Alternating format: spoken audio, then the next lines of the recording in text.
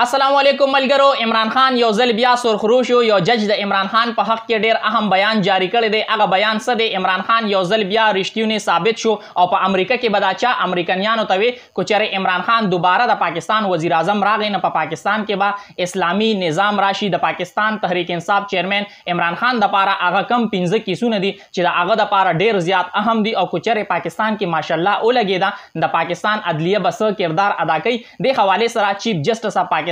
یو ډیره اهمه فیصله کړې ده. نواز شریف په وطن ته واپس کله راځي او بل اړخ ته جی ایچ کیو نه یو ډیر غټ اعلان شوی دی. آرمی چیف جنرال عاصم منیر یو ډیره غټه او اهمه فیصله کړې ده. هغه فیصله څه ده؟ دا ټولې خبرې په دې نوي ویډیو کې تاسو سره شریکوم. خو د هغې نه مخکې تاسو ټولو ملګرو ته دا ریکویسټ دی چې دا ویډیو مخکې ملګرو سره ضرور شریکه کړئ او تاسو خپله قیمتي رای هم ما سره په کمنټ کې ضرور شریکه کړئ. لاول راځو چې عمران خان څنګه سرخروش شو. یو جج د عمران خان په حق کې څه بیان ورکړی دی څنګه تاسو ته پته ده. پرون د جی آی ټي ریپورت راغی او په هغې کې چې کوم یو افسر دی فرهاد علي شاه هغه دا ووی چې د 9 مۍ کوم واقعیات دي د هغې ذمهدار چې دی هغه عمران خان دی. اوس د دې افسر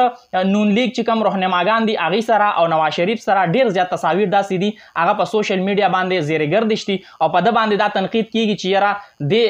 دې ریپورټ کې د جانبداري ښولې ده د نون لیگ طرف ته د چې کوم هغه ټیل دی هغه دی نه دوی د هغه طرفداري کړې ده نه ځکه په ده باندې ډیر زیات تنقید کیږي. اوس یو سیشن جج دی فرید بلوچ هغه دا بیان ورکړی دی چې د 9 مۍ کوم واقعیات دي نو عمران خان باندې چې هغې حوالې سره څومره هم مقدمات شوي دي نو هغه په بدنیتي باندې او صرف سیاسي انتقام دی او دا ټول مقدمات چې دي دا په بدنیتي باندې مبني دي. نو لحاظه عمران خان چې دی اوس سرخروش شو په دې معامله کې ځکه چې هغه خو زیر حراست و نو ځکه د هغه چې د دې واقعیاتو چې کومه ذمهداري ده نو هغه په هغه باندې نه راځي. اوس د عمران خان چې څه ویل هغه څنګه رښتیا ثابت شو او په امریکا کې به دا چا امریکایانو ته وی چې یاره عمران خان دوباره د پاکستان وزیر اعظم شو نو پاکستان کې به اسلامي نظام راشي. 2 ورځې مخکې چې عمران خان د سایفر حوالې سره کوم خطاب کړو نو په هغې کې عمران خان دا دعوه کړې وه چې جنرال باجوا حسین حقانی چې دی هغې په امریکا کې هایر کړی دی او هغه امریکایانو ته دا وایي چې عمران خان چې دی هغه د امریکې خلاف دی.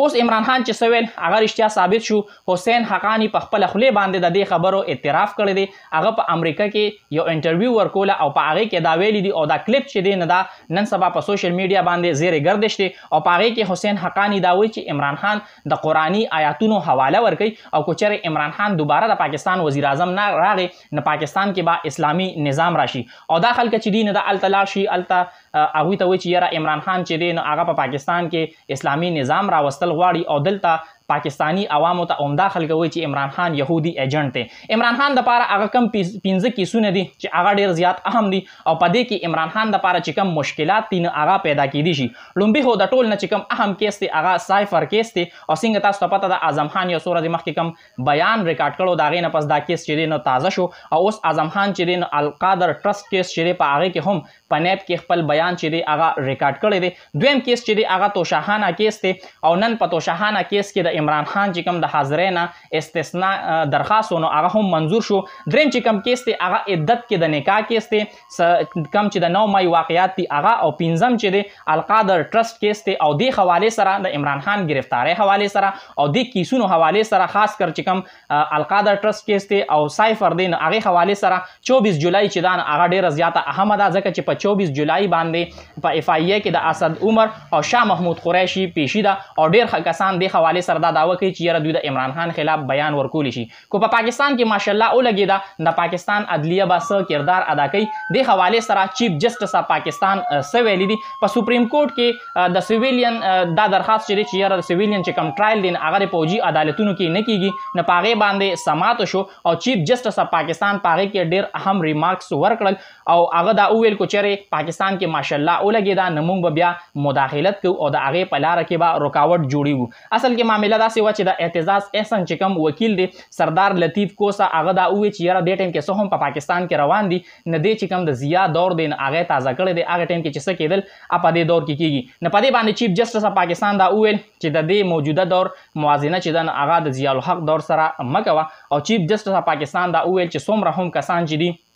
هغه گرفتار دي مونږ دا وایو چې هغوی ته بنیادي حقوق چې دي هغه میلو شي هغوی د اهل خانه سره ملاقات وکړي هغوی ته د وکیل کولو اجازت وي او د ټولو نه چې کم اهم ریمارک چیف جسټس پاکستان دا ورکړو نو هغې اټارني جنرال ته دا وویل چې یاره تاسو چې کم سویلینز گرفتار د هغوی ټرایل شروع کوئ د هغې د ټرایل نه مخکې به تاسو سپریم کورټ او پاکستان چې دی هغې نه خبروئ او دې خبرې سره چیف جسټس پاکستان چې دی هغه سماعت چې دی د غیر معینه مدت دپاره ملتوي کو. اوس نواز شریف به وطن ته واپس کله راځي د حوالې سره ذرایع دا وایي چې یاره نواز شریف په 25 جولای باندې وطن ته واپس ځي خو وطن چې دی هغه پاکستان نه دی بلکې هغه لندن دی لندن ته به واپس ځي پاکستان ته به کله راځي دا هیڅ چاته هم پته نه لګي. بل اړخ ته آرمي چیف جنرال عاصم منیر یو ډیره اهمه فیصله کړې ده د جی ایچ کیو نه یو ډیر غټ اعلان شوی دی هغه اعلان څه دی څنګه تاسو ته ما 2 ورځې مخکې یو خبر درکړو چې دې ټیم کې 2 داسې لیفټننټ جنرال دي چې د هغوی د ایکسټنشن خبرې شروع دي او ډیر صحافیان چې دي هغوی دا هم رپورټ کوي چې یاره کم ډي جی آی سای دی لیفټننټ جنرال ندیم انجم هغه له خو ایکسټنشن ورکړی شوی دی دا خبره چې دا نه فاینل ده. اوس کور کمانډر کانفرنس شوی دی په هغې کانفرنس کې ډیر زیات معاملات چې دي هغه زیر بحث راغلي دي او یو افسر دی د هغه آرمي چیف سره ډیر زیات ښه تعلق دی او د هغه پروموټ کېدو د بریګیډیر نه میجر جنرال ته خو د هغه یو 2 پوینټه کم و نو په هغې باندې آرمي چیف جنرال عاصم منیر وویل چې نه هر څه چې کېږي هغه په میرټ کېږي او دا میرټ چې دی نه دا د آرمي چې کومه اداره ده نه د هغې یو ښایست هم دی نه ځکه آرمي چیف چې دی دا اعلان کړی دی چې څومره هم یا مونږ چاله ایکسټنشن ورکو یا چاله څوک پروموټ کوو نو هغه به په میرټ کېږي د میرټ نه علاوه چې دی نه هېڅ څه به نه کېږي او که کوم کسان له ایکسټنشن هم ورکوي لکه څوک ریټایر کېږي د هغوی په مدت ملازمت کې توسیع کوي نو صرف هغې کسانو له توسیع کوي چې کم کسان څه پروجیکټ کې وي 2 میاشتې 3 میاشتې په پروجیکټ کې پاتې وي نو دوی وایي چلو زه هغه پروجیکټ مکمل شي نو هغې نه پس به بیا دوی ریټایر شي. خو آرمي چیف په دې باندې ډېر زیات واضحه موقف دا ورکړی دی چې څه هم کېږي هغه په میرټ باندې کېږي. ګورو چې راتلونکي ټایم کې څه کېږي ټول اپډیټس به انشاءالله په دې پیج باندې تاسو سره شریکوم. دا ویډیو مخکې ملګرو سره ضرور شیر کړئ او تاسو خپله قیمتي رای هم ما سره په کمنټ کې ضرور شریکه کړئ. د الله په امان.